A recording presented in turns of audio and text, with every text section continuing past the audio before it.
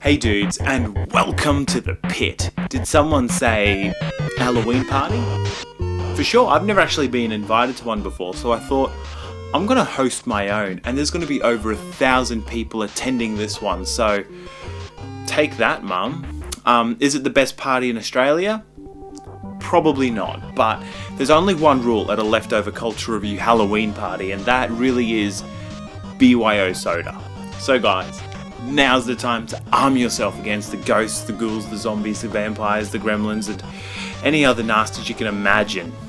This is going to be a Leftover Culture Review Halloween party spectacular, and once the party gets started, it is not going to stop for like 15 minutes or however long this episode's going to take. So strap yourself in, grab a soda first, and check back after the intro for some of the best retro horror Halloween games available. Cheers, guys.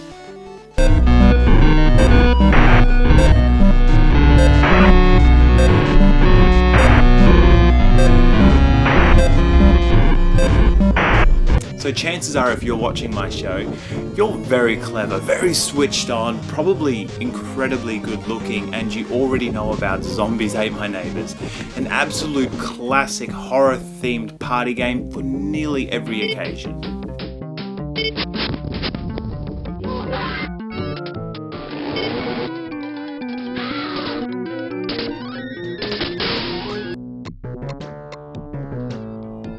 It is such a quirky dive through these classic horror scenarios, and it's just filled to the brink with monsters, ghouls, aliens, and mutants. Not to mention some of the best weapons available at your disposal to take out the hordes of evil. I really love this game, one of my first donations to the show, but I'm not trying to show off. For anyone who is still listening to me and hasn't run off to play Zombies Ate My Neighbors for themselves just yet, I really wanted to kick off tonight's celebrations with a not-so-official sequel, Ghoul Patrol. Lop off about an arm's worth of quirkiness, dull the graphics down a good few shades, and remove any weapon that was even a little bit fun to use. You're left with the half-riddled corpse of Zombies Ate My Neighbors. But in saying that, that corpse is still chill enough to invite over and let it crash on your couch while your horror party is still getting underway. Short story, it's a fun game, actually built off the same engine as Zombies Ate My Neighbors with an added jumping mechanic. Does it add anything to the experience? Just terrible soul-crushing platforming segments. It's a hard game already, but platforming does not need to be, nor should it be, part of that challenge. It's like a shoddy add-on. The stages feel a bit more generic with themes like city, pirate, medieval and ancient Japan. The enemies aren't going to be as creative, but the real reason you're here is that fast run and gun gameplay. And look, that's all still here. I should mention that while the game was getting pieced together, it wasn't going to be a sequel at all. This was going to be a standalone title just built off the same engine. This isn't a Konami game, it was published by JVC, and things like the boss stages are a bit of a giveaway. For me, I love a good boss battle, it feels like a real accomplishment, and the bosses here are massive, but then again they're just so separate from the rest of the game. It's a bit weird, like you're taken to this empty square room to fight a massive enemy. My tactic was just stockpiling the potions for the bosses. Turn yourself into the Grim Reaper and just breeze past them whenever possible. The bosses look cool, but fighting them is a bit of a drag. I like to think of this game as a bit more of an expansion pack. Going back to that corpse analogy, it's like grafting on a third leg. It's gonna look a little bit weird, but you know, there is more to it. It doesn't really add anything new to that core experience, and it feels a bit tacked on.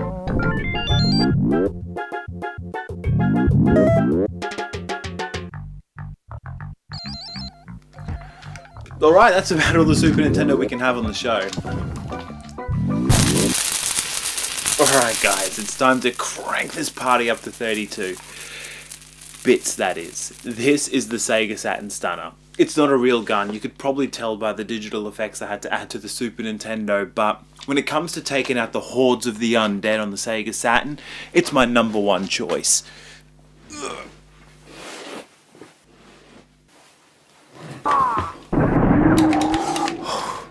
So, heading back into Korean Mansion again for the first time probably isn't going to scare you anymore. But having the Sega Saturn Stunner available to use takes me right back to the arcades with the cabinets that were surrounded with like that black curtain.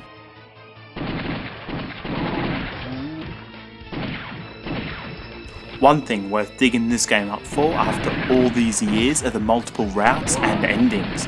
Korean Mansion is like a death trap overrun with the undead, never cleaned, never vacuumed, never even looked after properly, and just like the rest of the series, we've got a very campy horror theme here. It's not about delivering bone-chilling scares, it's about having a real blast, which is perfect for Halloween, perfect for birthdays, perfect for playing around alone, or perfect with a friend. Well, maybe not perfect. The game has plenty of flaws, but I find these shorter arcade titles are just much easier to forgive. And it looks dated, decrepit, but man, it's still a massive step up from the FMV shooters that were popular just a few years beforehand.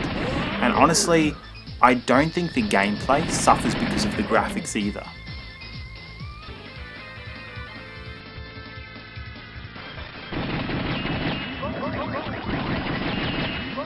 So all things aside, if you want arcade accuracy, you might want to play it on the PC, but for me, one of the best reasons to own House of the Dead on the Sega Saturn is the Sega Saturn Stunner. This light gun feels like the ones you'd get in the arcades, and there are so many cool systems like the Wii that were doing really great light gun games, but that controller with their attachments just wasn't going to match up to what Sega were doing with the Stunner.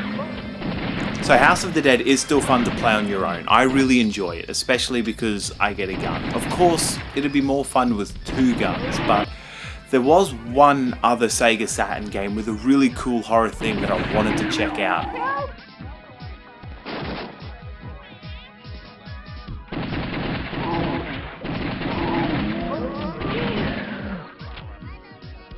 While we have the Saturn running and hungry for more, Capcom actually released a very cool 2D horror-themed fighting game.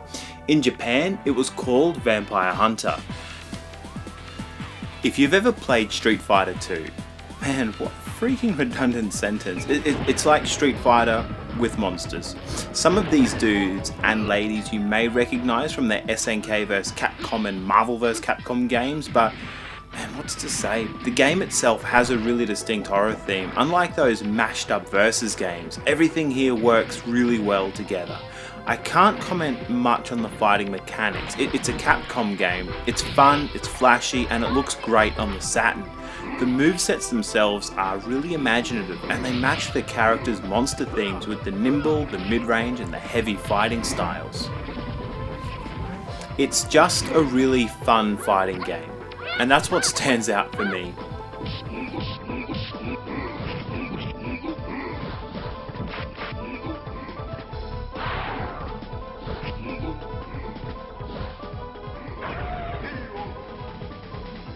Man, what a night. We play a lot of video games on this channel. I put it right there in the channel trailer actually, just video games. I'm not above contradicting myself and letting you guys down, so I thought to wind things down, I might actually pull out one of my favourite board games ever, especially on a night like this. Goosebumps Escape from Horrorland. So if mum cuts the power for your super scary horror party and you need a good low-tech option, board games like this don't need batteries. If you're a fan of the Goosebumps franchise at all, then you know Horrorland. It's the dreaded theme park that's filled to the brink with rides designed to scare the life out of you. If you've still got power on your end, the PC game is a personal favourite of mine, but there's something about a board game that's so much more tangible. The goal is to spin the spinner, make your way around the board, surviving the rides to earn tokens. Once you survive all 3 of the Horrorland attractions, you can exit the park. And seriously, you know the party has come to a close when someone busts out a board game, so no matter how freaking cool it is, have an awesome spooky time. Thanks for dropping by, thanks for staying, and if you're more of a solo party guy, I've covered a fair chunk of tacky, fun horror games.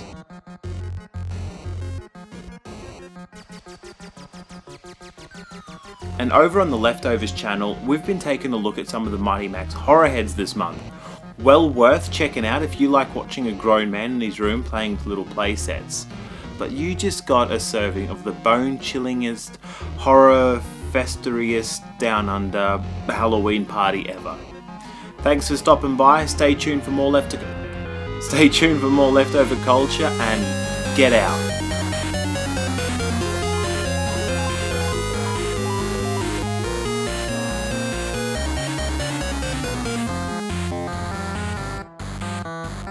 So, it felt really unfair to finish up this year's Halloween episode without finishing on a video game, and I've looked really hard for a good classic two-player beat-em-up, but there just weren't that many horror-themed beat-em-ups available on home consoles. The only one that I found, I've already reviewed last year, Zombie Revenge, which is a great 3D type spin-off of the House of the Dead series.